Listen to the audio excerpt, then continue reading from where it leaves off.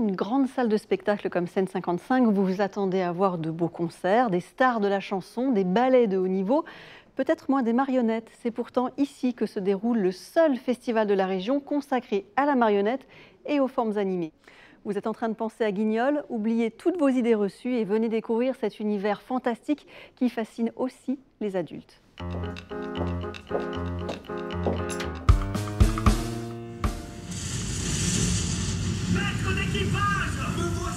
Une tempête en ombre chinoise. La tempête, œuvre majeure de Shakespeare, l'histoire fantastique de Prospero, duc de Milan.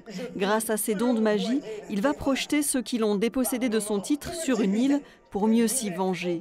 Et c'est Ariel qui l'aide dans son entreprise. Ariel, l'esprit de l'air capable de prendre les formes les plus terrifiantes.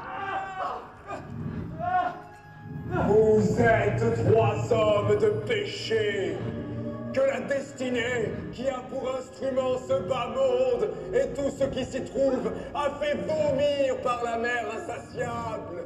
Shakespeare, lui, je pense qu'effectivement, il utilisait beaucoup le costume, le masque avec la commedia dell'arte et aussi beaucoup le maquillage.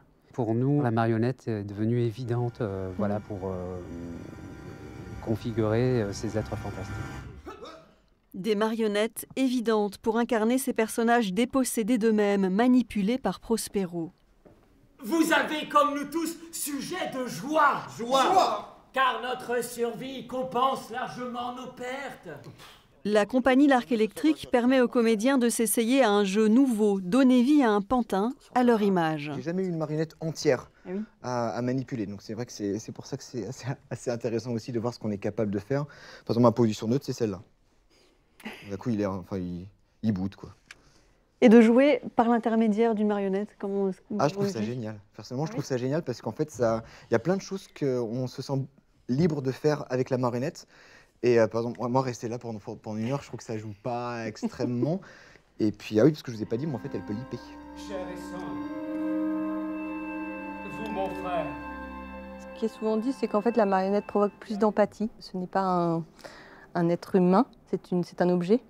Mais du coup, il y a une sorte d'inconscient qui joue chez le spectateur qui fait qu'il est attiré par quelque chose qui l'étonne et du coup l'atteint plus facilement que quand c'est un acteur.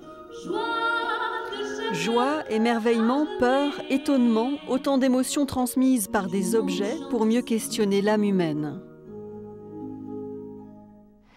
René Corbier, dans La Tempête, il y a la vengeance, le pardon, la justice, l'injustice. Comment est-ce que des marionnettes, qui sont des personnages sans conscience, sont tellement capables de nous parler à nous, à nos consciences ? C'est la spécificité de la marionnette, justement, c'est qu'elle est une sorte de médiation entre le comédien qui est le texte et puis le public. Et donc ça ouvre le champ de l'imagination de manière incroyable. Et donc là, le texte a sa place, la musique a sa place, le jeu dramatique a sa place. Vous voulez dire qu'il y a peut-être même plus de liberté de création qu'avec des comédiens Certainement. Oui, certainement. Scène 55 est une scène conventionnée à récréation, dirigée en particulier vers la marionnette. Qu'est-ce que ça veut dire? Qu'est-ce que vous proposez aux créateurs? Vous parliez tout à l'heure de La Tempête. C'est une compagnie que nous avons aidé à créer et qui présente pour la première fois sa création de La Tempête. Et on les reçoit en résidence pour 1 semaine, 2 semaines, 3 semaines. On les aide à créer. On les encourage de toutes les manières qu'ils souhaitent qu'on le fasse, de manière à les aider à aboutir. C'est des métiers très complexes, très méconnus aussi, mais ce sont vraiment des métiers. Est-ce qu'aujourd'hui, dans la marionnette contemporaine, est-ce qu'on fait de la marionnette de la même façon qu'on soit à Lille, à Nice ou ailleurs? Ah non. D'ailleurs, c'est la raison pour laquelle le festival fait un festival. Le printemps de la marionnette, c'est le printemps de la marionnette et les formes animées. Parce qu'aujourd'hui, dans l'univers artistique aujourd'hui, il y a des formes très différentes qui sont moins formelles quelquefois et plus abstraites, et le numérique a sa place aussi, et on voit des spectacles avec des techniques qu'on ne voyait pas autrefois. Ceci dit, il reste toujours des marionnettes à fil, mais de moins en moins, parce que c'est extrêmement complexe à manipuler, des marionnettes à gaine comme le guignol, des tiges qu'on manipule par derrière, et des formes, beaucoup aujourd'hui de formes d'animés, du théâtre d'objets, qui rentre quand même dans la catégorie de la marionnette.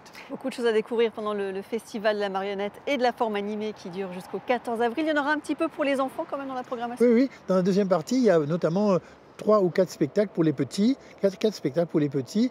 Il y en a à partir de 1 an et puis jusqu'à 7 ans. Ça donne un peu d'oxygène et dans la période que nous traversons, on a besoin d'oxygène dans notre vie et dans les crânes. On va se quitter avec des mots qui vont vous plaire, que l'on doit à une femme de lettres, c'est George Sand. Les marionnettes n'amusent que les enfants et les gens d'esprit.